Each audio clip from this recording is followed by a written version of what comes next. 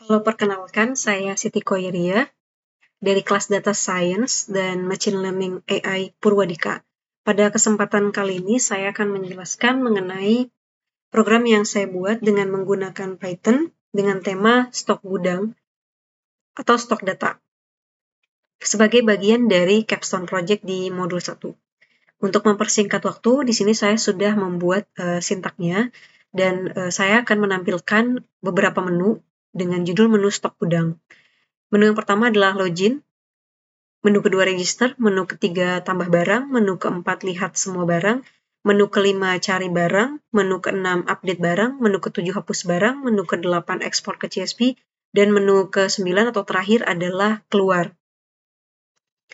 Ya, baik, di sini saya akan import terlebih dahulu SQLite 3-nya. Ini adalah secara langsung SQLite 3 atau SQLite database ringan berbasis FileDB.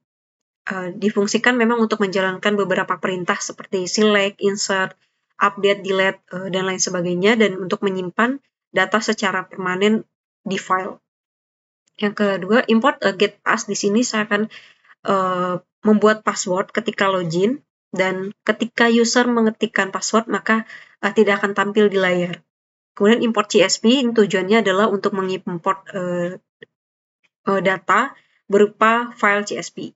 Oke, selanjutnya kita koneksikan terlebih dahulu database-nya, con SQLite 3 connect. Di sini saya akan koneksikan gudang DB-nya atau file gudang DB. Kemudian kita akan ini adalah kursor, kita akan koneksikan kursornya. Kedua, kita akan buat table stock dan user jika belum ada. Kita akan eksekusi terlebih dahulu ya. Kita akan create table jika memang belum ada untuk yang di table stock ini. Dan di sini ID dengan tipe data integer sebagai auto primary key. Nama dengan tipe data text tidak boleh kosong, kategori dengan tipe data text, jumlah dengan tipe data integer tidak boleh kosong. Kemudian kita akan eksekusi juga untuk tabelnya user. Jika belum ada, di sini ID dengan tipe data integer sebagai auto primary key, username dengan tipe data text berupa unique ya, dan tidak boleh kosong, password dengan tipe data text tidak boleh kosong. Kemudian kita tutup connection commit ini untuk menyimpan perubahan database. Selanjutnya, buat akun admin default. Di sini kita menggunakan div atau default set user. Kita akan eksekusi, kita akan men-select dari user di mana username-nya adalah admin gitu. If not curvetcon. Di sini untuk mengecek apakah ada hasil dari query yang sebelumnya. Juga untuk mengambil satu baris hasil, jika non berarti adminnya belum ada, maka baris selanjutnya akan bisa dilanjutkan. Lalu kemudian kita simpan di sini. Di sini kita menggunakan tanda tanya ya untuk digunakan untuk keamanan dari SQL injection seperti itu. Kemudian selanjutnya kita akan register user baru dengan menu. Di sini kita akan menampilkan register pengguna baru. Username-nya kita akan input berupa input buat username, kemudian passwordnya yang tadi sudah kita buat perintah import get pass. Kita akan membuat password dengan syarat tadi ketika diketik maka dia tidak akan tampil di layar. Di sini kita akan pakai try untuk mencoba gitu. Jadi kalau misalnya kita insert username, password ya, kemudian itu adalah benar, maka dia akan menampilkan tampilan akun berhasil dibuat. Tapi jika username sudah pernah dibuat, maka tampilan integrity error-nya itu adalah username sudah digunakan dan coba lagi.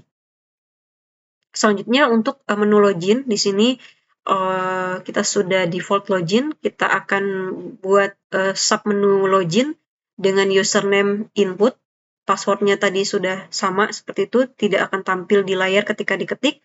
Kita akan select dari username dan passwordnya, akan tampil username dan password. Ya. Kemudian jika benar maka akan tampil login berhasil, selamat datang, kemudian username. Dan jika salah, apabila salah selain itu, maka username atau passwordnya salah. Kemudian selanjutnya adalah menu tambah barang. Kita akan tampilkan di sini tambah barang. Kita akan input nama barangnya, kategorinya. Kita akan coba lagi ya. Di sini jumlahnya harus integer ya.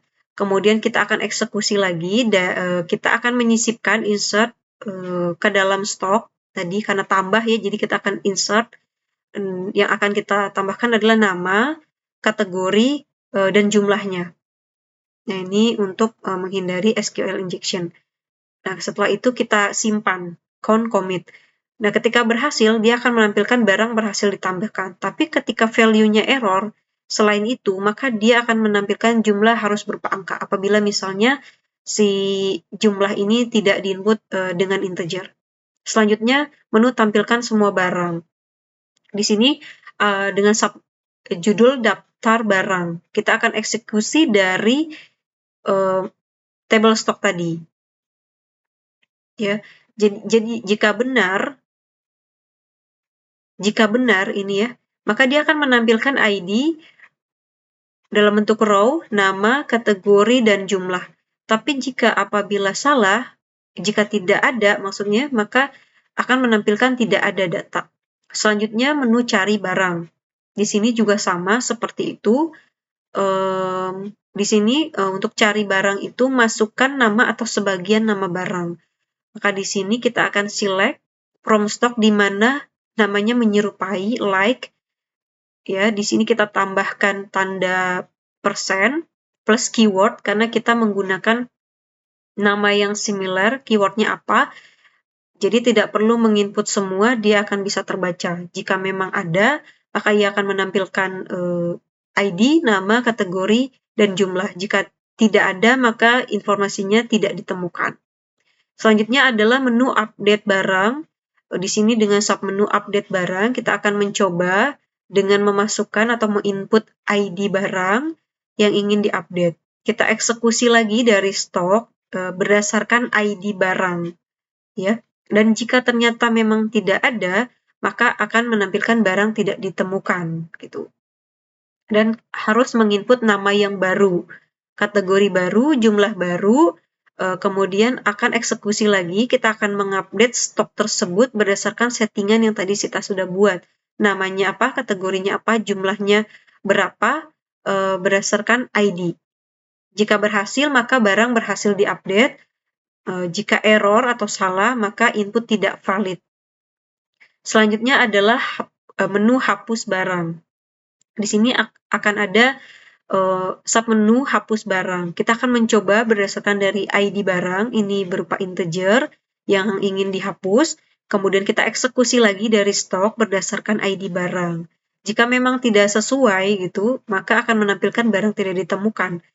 Ya, kita kemudian eksekusi lagi, kita akan mendelete dari stok berdasarkan ID barang. Kemudian kita simpan. Jika berhasil, maka tampil notif barang berhasil dihapus. Kemudian jika error, maka input tidak valid. Kemudian untuk ekspor CSV, di sini kita gunakan juga print ya, untuk menampilkan submenu ekspor CSV. Kemudian kita juga akan mengeksekusi dari data stok. Dan ini juga masih sama, jika memang row tidak ada, maka akan menampilkan tidak ada data untuk diekspor. Tapi ketika dibuka file CSV ini, dia akan menampilkan print dengan data berhasil diekspor ke stok gudang CSV. Selanjutnya adalah ini tadi menu-menunya sudah disebutkan ya. Dan ini adalah tampilan menu. Jadi kalau misalnya nanti milih satu, jika pilih satu, maka dia akan login ke login. Ya, selain itu, jika pilih 2, maka ke register, pilih 3, 4, 5, 6, 7, 8, ini akan nampil Anda harus login terlebih dahulu untuk mengakses fitur ini, jadi tidak bisa langsung. Kemudian pilih 3, tambah barang, pilih 4, lihat barang, pilih 5, cari barang, pilih 6, update barang, pilih 7, hapus barang, pilih 8, ekspor CSV, dan 9 adalah terima kasih program selesai. Selain itu adalah pilihan tidak valid, coba lagi. kita akan koneksi close seperti itu. Dan kita akan jalankan program. Oke, kita coba jalankan program ya. Ini. Oke, ini kita coba login terlebih dahulu. Username misal tadi admin defaultnya. Passwordnya ini seperti ini. Kita gunakan get pass, maka tidak tampil ketika user mengetik. Oke, login berhasil. Selamat datang admin. Kita mau menambahkan lagi, misalnya admin 2, terus admin 1, 2, 3, 4. Oke, akun berhasil dibuat. Kita mau tambah barang, menu 3. Nama barang, misalnya pomade.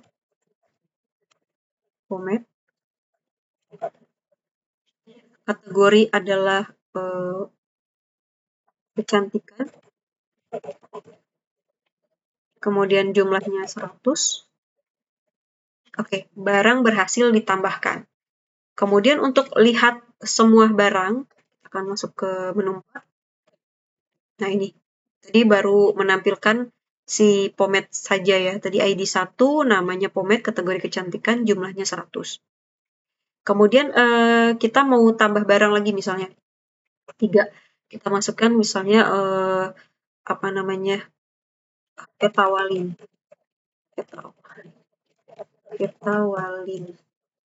Kategorinya adalah kesehatan. Jumlahnya misalnya 30. Barang berhasil ditambahkan. Oke, kita mau lihat semua barang. Kita masuk ke menu 4. Oke, ini sudah ada 2 barang yang sudah kita input. Kemudian kita mau cari barang, tadi sudah diinfokan. Ini kita bisa menggunakan keyword. Oke, jadi kita coba made gitu. Harusnya pomade ya, tapi made kita cari. Nah, keluar pomade.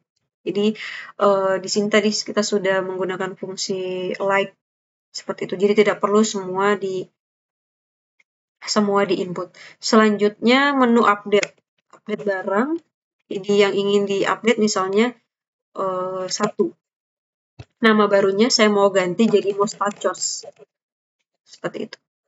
Oke, kategori barunya adalah kecantikan. Tetap. Jumlahnya jadi 90. Oke, kita lihat semua barang ya. Tadi kan udah update. Oke, dia akan berubah menjadi mustachos, kategori kecantikan, jumlah 90. Kemudian hapus barang.